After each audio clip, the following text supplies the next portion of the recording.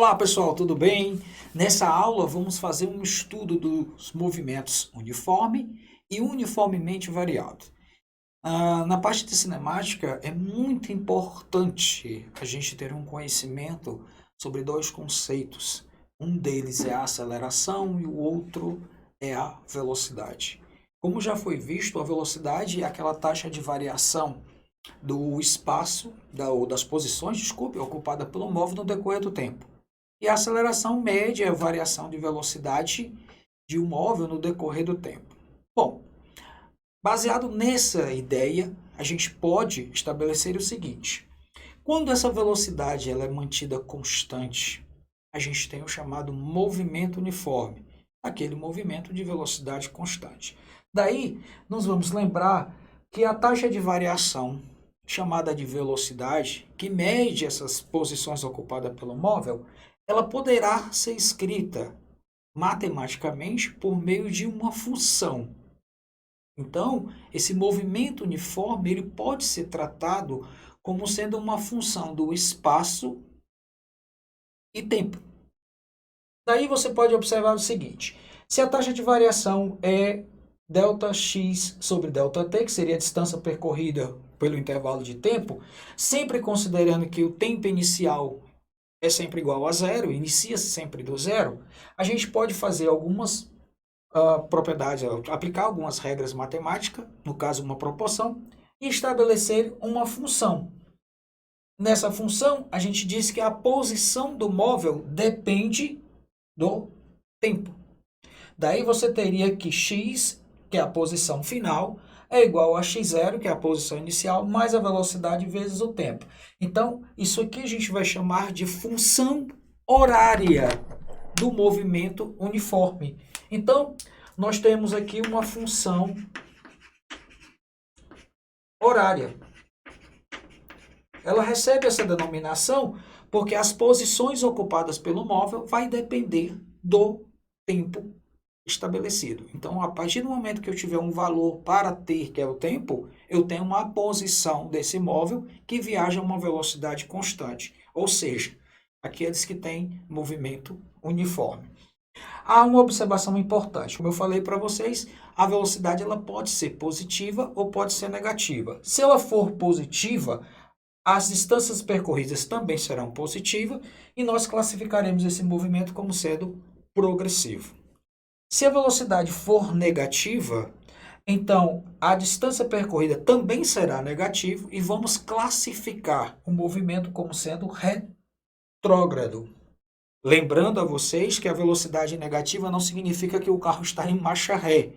O fato dela ser positiva, o fato dela ser negativa está associado na matemática a uma reta numérica, a favor e contra, né? Seria o mesmo sentido da reta ou da trajetória ou no sentido oposto, como se fosse a expressão voltando, ok?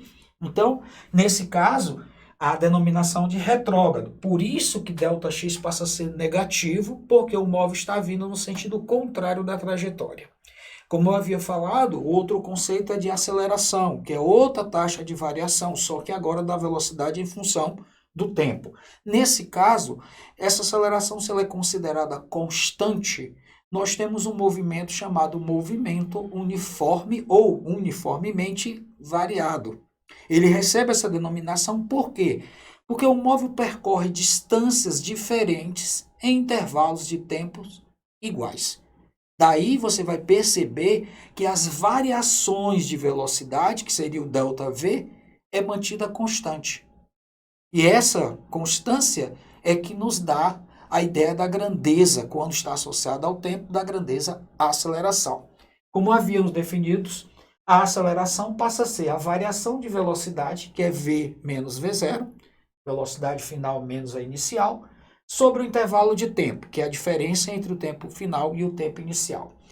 Considerando que o tempo inicial é igual a zero e fazendo as devidas operações matemáticas, principalmente a de proporção, chegamos a uma função, também chamada de função da velocidade, que é expressa por essa equação que nós estamos observando aqui, onde a velocidade é igual à velocidade inicial mais a aceleração vezes o tempo. Observe que tanto o espaço ou a posição do móvel que a gente trabalhou aqui no movimento uniforme, que a gente explicou, eles dependem do tempo.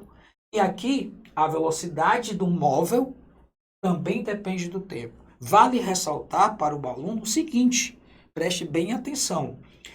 Sempre que eu preciso determinar a que velocidade vai estar um corpo em determinado intervalo de tempo, eu posso recorrer a essa função, também chamada de função da velocidade. Então, quero determinar a velocidade em um determinado intervalo de tempo, num tempo t, v igual a v0 mais a t. Vale observar também que quando a velocidade está aumentando, essa aceleração ela é positiva. Nós classificamos o movimento como acelerado. Quando a velocidade está diminuindo com o passar do tempo, a aceleração passa a ser negativa, porque ela é uma constante, e nós vamos caracterizar o movimento retardado. Bom, vale lembrar a vocês que além dessa função da velocidade, nós temos outras funções horárias e outras equações que nos permitem fazer uma avaliação, um diagnóstico, uma análise completa desse movimento uniformemente variado. Mas isso é para um outro vídeo, numa outra aula. Até breve.